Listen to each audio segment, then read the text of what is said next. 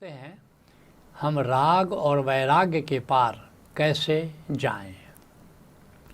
पहले जानते हैं राग क्या है। किसी व्यक्ति या वस्तु को देखकर उसको भोगने की आकांक्षा का नाम राग है। दूसरे शब्दों में कह सकते हो कि विषय भोग की इच्छा राग है, विषय का आकर्षण राग है। तो राग को जान लिया, तो अब आओ जानते हैं वैराग्य क्या है। भोग की व्यर्थता का बोध वैराग्य है। एक किरण सी चमकती है, एकाएक बोध उतरता है कि ये जो भोग का सामान हमने इकट्ठा कर लिया है, इसकी व्यर्थता तुम देख लेते हो, क्योंकि कल तक जो भोग किए थे आज उसका आनंद तो बचा नहीं। कल जो सुख सुविधाएं कल तक भोगी थी उसका आनंद आज है क्या? अगर आज नहीं है तो क्या मृत्यु की बेला में वो बचेगा क्या? नहीं बचेगा। और फिर मृत्यु के पार जो ये तुमने धन धान्य संबंधों का जाल ये सब फैलाया हुआ है, ये प्रतिष्ठा, तो क्या मृत्यु के बाद ये तुम्हारे साथ जाएगा क्या? ये कुछ भी नहीं जाने वाला है। तो एक दिन ये ऐसा एक क्षण में कि विद्युत सी कौंध जाती है और तुम देखते हो कि ये सब जो फैलावा हमने किया है, जो पसारा किया है, जो माया का जाल हमने बुना है, ये तो व्यर्थ है। हम किस लिए ये सब कर रहे हैं?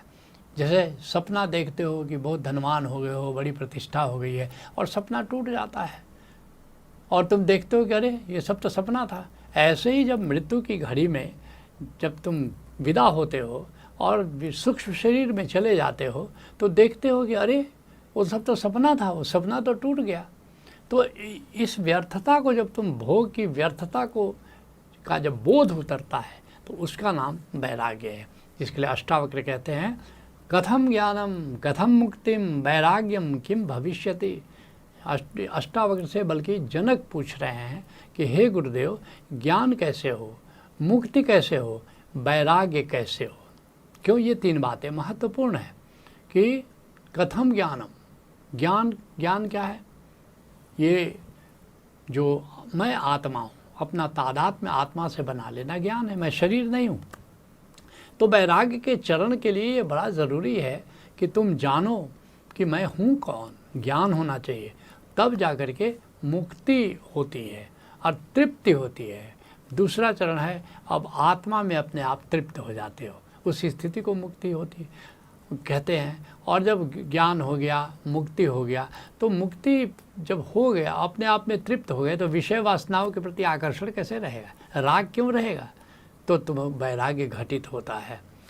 फिर अष्टावक्र जनक को दूसरी जगह समझाते हैं, कहते हैं, जाने कितने जन्म तुमने अब तक लिए और हर बार सब छोड़कर चल दिए। धन कमाया बहुत, भोग कितना किया, हे जनक पुण्य कर्मों ने भी क्या दिया। रह गया हाथ रीता का रीता, अहो ज्ञान की मुक्ति की महागीता सुनो। क्योंकि ऐसा तो नहीं कि पहला जन्म है, अनेक जन्म हमारे हुए और कितने भोग हमने किए, कितना धनार्जन किया, लेकिन क्या आज कुछ उसका शेष है क्या आनंद? तो फिर क्यों राग करना? अष्टावक्र अन्यत्र कहते हैं, बंद विषयों में रस, मुक्ति उनसे विरस, ज्ञान इतना ही है मुमुक्षु जनक। ये जो बंधन, ये जो राग है, ये विषयों का जो आकर्षण है, ये हमारे लिए बंध क्रिएट करता है। और मुक्ति उनसे विरस, और फिर मुक्ति, जैसा मैंने कहा कि वैराग्य और मुक्ति करीब करीब समानार्थक शब्द है। कहते हैं कि और विषयों से जो विरस हो जाते हो तो फिर ज्ञान घटित होता है। इसलिए हे जनक, हे मुमुक्षु, हे मुक्ति की कामना वाले, हे वैराग्य की कामना वाले जनक, इस तरह से जाकर के वैराग्य घटित होता है। इस बात को पलटू साहब कहते हैं, नाव मिली केवट नहीं। नाव तो मिल गई, ज़िंदगी की नाव मिल गई, लेकिन केवट तो है नहीं, नाव खेने वाला है नहीं, सदगुरु तो है नहीं। कैसे उतरे पार? फिर भवसागर के पार कैसे जाओगे? कैसे उतरे पार पथिक विश्वास ना आवे। इसलिए राहगीर को, मुसाफिर को विश्वास नहीं होता है कि हम कैसे पार हो जाएंगे। इसी तरह साधक को विश्वास नहीं होता है सदगुरु के बिना कि हम भवसागर के पार कैसे चले जाएंगे। लगे नहीं बैराग यार कैसे को पावे। लेकिन यार अगर मिलेगा, सदगुरु कैसे मिलेगा? जब तक जगत में उलझे हुए हो, जब तक जगत में और विश्व में तुम्हारा रस है तब तक सद्गुरु कैसे मिलेगा? तो वैराग्य के बाद ही सद्गुरु मिलता है। इसको आनंद गीता में हमने लिखा है, चाहे कितना ही सुंदर हो तन माटी में मिल जाता है, तुम चाहे जिस पथ को चुन लो हर पथ मरघट को जाता है। इसलिए मौत की फिक्र करो, कुछ ध्यान धर्म का जिक्र करो, वैराग्यम शरणम गच्छामि भज ओशो शरणम गच्छामि। आओ जानते हैं कि वीतराग क्या है। जब न आकर्षण हो न विकर्षण हो, ये दोनों बातें महत्वपूर्ण है। राग में आकर्षण है विषयों के प्रति और वैराग्य में विकर्षण है, वहाँ विषयों से दूर जाने की इच्छा है। तो न आकर्षण न विकर्षण, न राग न वैराग्य, न त्याग न भोग, ऐसी स्थिति को जब तुम उपलब्ध होते हो उसका नाम वीतराग है। इसी बात के लिए जनक कहते हैं, जब ज्ञान को उपलब्ध हो जाते हैं जनक करीब करीब, तो अष्टावक्र अंतिम परीक्षा लेते हैं। जनक से कहते हैं, एक बात बताओ जनक, तुम ज्ञान को उपलब्ध हो गए हो ऐसा मुझे लगता है, लेकिन एक अंतिम बात बताओ, क्या अभी भी भोग में तुमको आकर्षण है क्या? तो जनक बड़ी अद्भुत बात कहते हैं। जनक कहते हैं, योगी का है तात नहीं संसारी से तुलना है, भोग आत्मज्ञानी के लिए क्रीड़ा है, एक लीला है। एक लीला की तरह, एक खेल की तरह जो वीतरागी पुरुष है संसार को एक खेल की तरह देखता है और ना उसमें आकर्षण होता है ना विकर्षण होता है। उपलब्ध है तो उसका भोग करता है, नहीं उपलब्ध होता है तो चेतना उसकी ओर दौड़ती नहीं। अगर ऐतिहासिक महापुरुषों में वीतरागी पुरुषों का उदाहरण देना हो तो राजा जनक, भगवान राम, भगवान कृष्ण, ये लोग त्यागी नहीं हैं, ये लोग भोगी नहीं हैं, ये रागी और वैरागी नहीं हैं, ये लोग वीतरागी हैं। सब कुछ है लेकिन जल में कमलवत है, एकदम जल में कमल रहता है लेकिन कमल के पत्ते पर कोई बूंद नहीं ठहरती, अलिप्त होते हैं। ठीक ऐसे इनके पास वैभव है, राजा जनक के पास सब कुछ है, भगवान राम के पास सब कुछ है, भगवान कृष्ण के पास सब कुछ है, लेकिन उनका कोई उसमें लिप्तता नहीं है।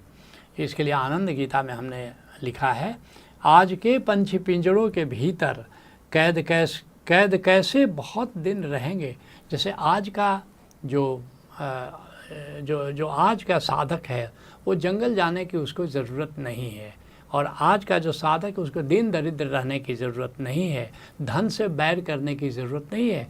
ध्यान और धन दोनों का संगम हो सकता है।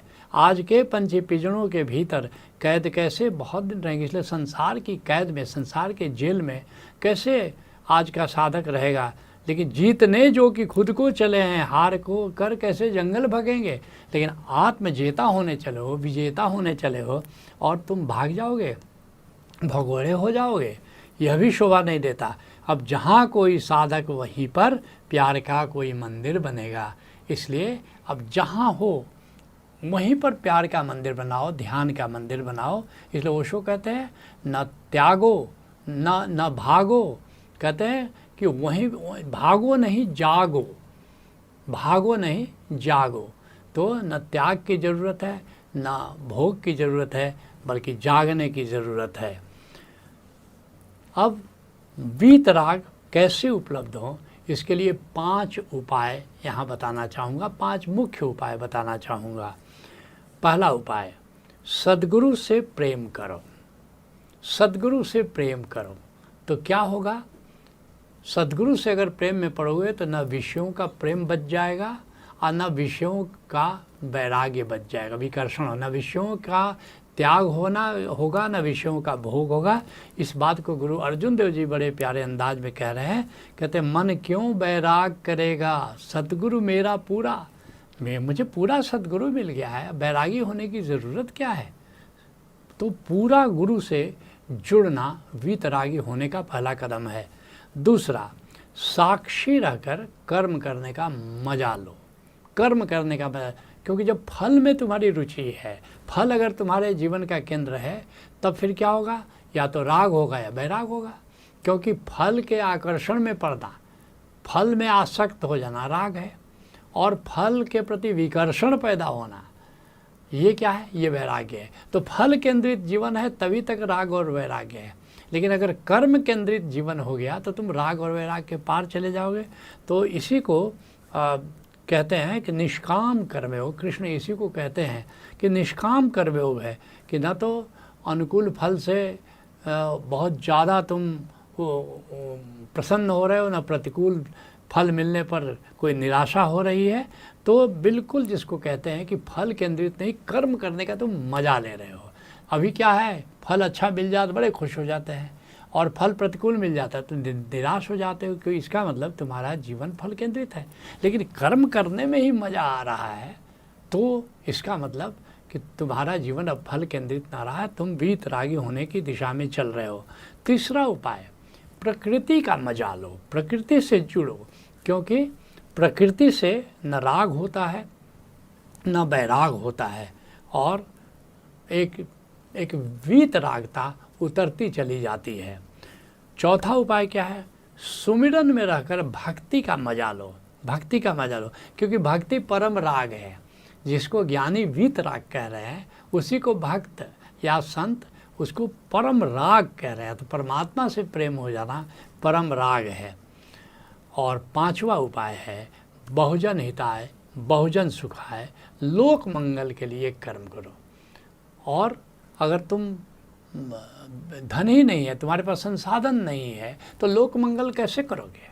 इसलिए ऐसा नहीं कि धन से बैर हो जाना चाहिए, धन तो चाहिए, लेकिन असली बात है क्या धन कमाना साध्य है या साधन की तरह उसका उपयोग कर रहे हो। अगर धन को साधन की तरह उपयोग कर रहे हो, सत्ता को साधन की तरह उपयोग कर रहे हो, और फिर उद्देश्य लोक मंगल है, तो तुम वीतरागी हो। जैसे अगर मुझे आज अगर उपमा देनी पड़े ताकि तुम ठीक से समझ कर, अब हमने उपमा जनक का दिया, राम का दिया, कृष्ण की दिया, वो दूर की कौड़ी है, अभी तुम नहीं समझ पाओगे। लेकिन आज के परिवेश में जैसे मैं बताऊं, भारत के प्रधानमंत्री नरेंद्र मोदी हैं, सत्ता है, सब कुछ है, लेकिन सत्ता का वो उपयोग कर रहे हैं लोक मंगल के लिए, तो मैं कहूँगा वो वीतरागी हैं। योगी आदित्यनाथ हैं, उत्तर प्रदेश के चीफ मिनिस्टर हैं, लेकिन वही भगवा एक लुंगी पहने, कुर्ता पहने हुए हैं, लेकिन वो सत्ता का अहंकार नहीं है, वो सत्ता का उपयोग लोक मंगल के लिए कर रहे हैं, तो वे फिर वीतरागी हैं। या मैं कहूँगा बाबा रामदेव, बहुत से लोग कहते हैं कि बहुत ज़्यादा उनका जो संस्थान है धनार्जन करता, लेकिन करता है।